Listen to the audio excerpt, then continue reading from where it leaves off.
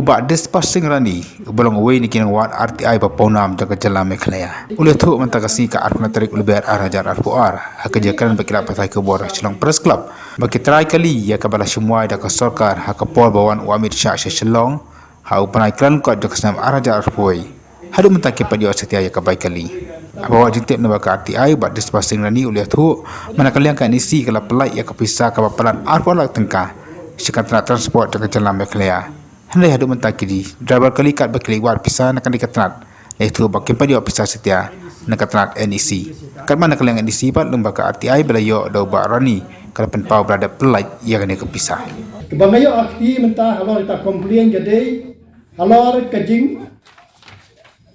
kejingwan jo Amit Shah aga artway aga artway tarik artsaw tarik Januari arja artway Tikani jingwan jo Amit Shah kala pelong ya ka Government of Mekhlaya lembaga Mekhlaya Tourist Development Corporation banwai kali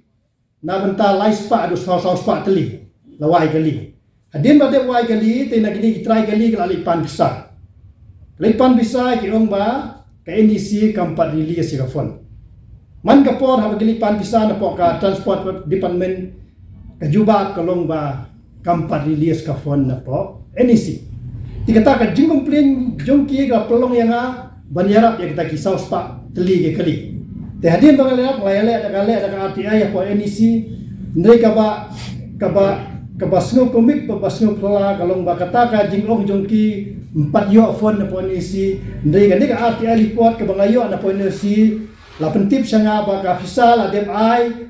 siapa ka Government of Mekhlaya lemba Commissioner of Transport hadu ar lak prapu kendai hajar drius pak pratangka ada bili singane bisa sya ka Government of Mekhlaya lembau transport lembau Commissioner jong transport